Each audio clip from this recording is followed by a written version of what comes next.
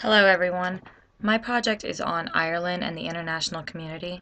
I apologize it's a little bit late. I was having some technical difficulties. But we'll go ahead and get started here.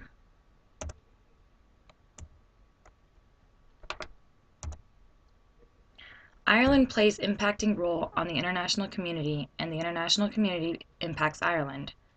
Forces of Europeanization and globalization have increased Ireland's interaction with the international systems. In the 1940s, the Irish Free State, as a member of the British Commonwealth, was established. Before that, from 1922 to the 1940s, Ireland's international systems were dominated by Britain's influence. Although the League of Nations provided the new state of Ireland with opportunities to establish itself internationally, the attempt was failed due to politics and powers and whatnot.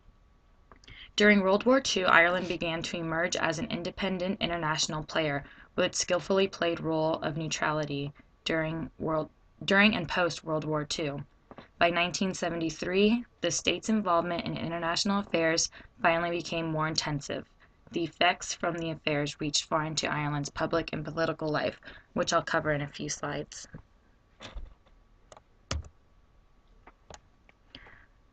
Ireland's entry into European Union in 1955 was by far one of the most important events in Ireland's development in the international community.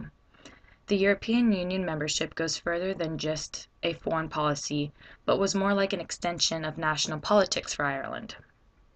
To give you an idea of the importance of the European Union in the international community, the EU produced more than one-fifth of the goods and services consumed internationally and generated 25% of global wealth, which, for being one small continent, is a pretty large amount. Politics and public policy in Ireland were very influenced with the European Union. Within the Union, Ireland is facing process of treaty change and further enlargements beyond 27 members.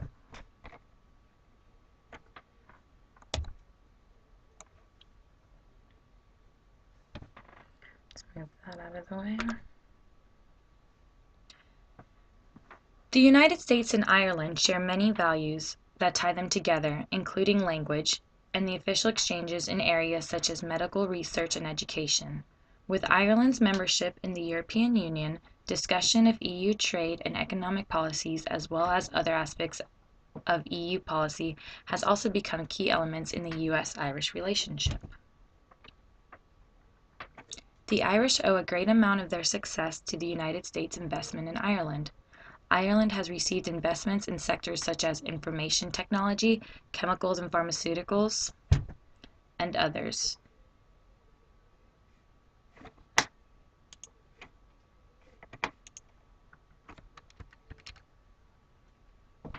U.S. and Ireland rely on one another for import-export relationship as well. The U.S. exports to Ireland include electrical components and equipment, computers, pharmaceuticals, and livestock feed.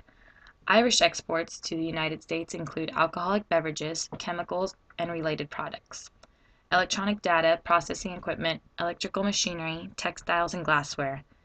U.S. almost always accounts for half of Ireland's total exports. United States investment has been particularly important to the growth and modernization of the Irish industry over the past 25 years, providing new technology, export capabilities, and employment opportunities. There are approximately 600 U.S. subsidiaries in Ireland that employ roughly 100,000 people. In more recent years, Ireland has also become an important research and development center for the U.S. firms in Europe. Another point, which I don't have in my notes, but I just kind of wanted to touch base on, was because of language, we tend to have a relationship when it comes to tourism as well. Lots of American tourists go over to Ireland, and same with us, which generates even more money. Okay.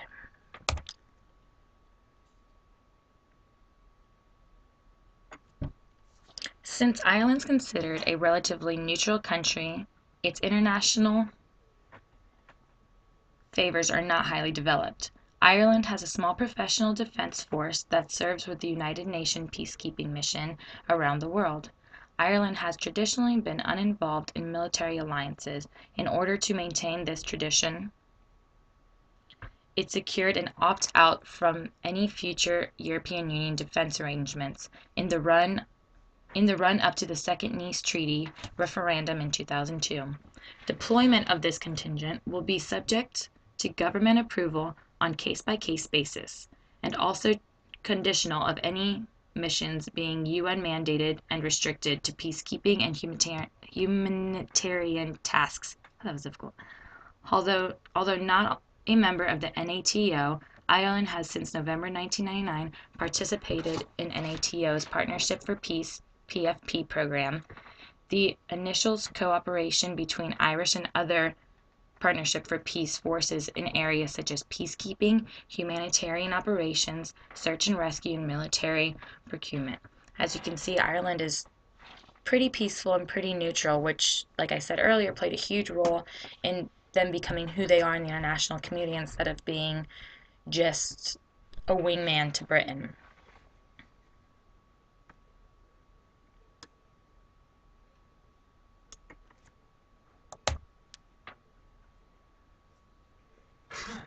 Today, the world is changing. Between the collapse of communism and the terrorist attacks on America in 2001, the international community is in a different environment.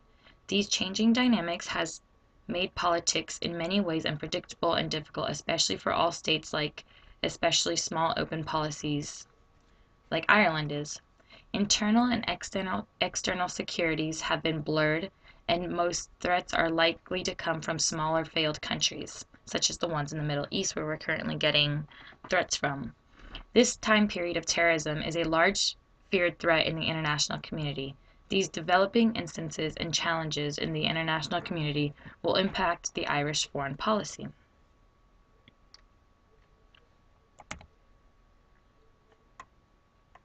On this slide, I wanted to just point out all the memberships Ireland is in the international organization.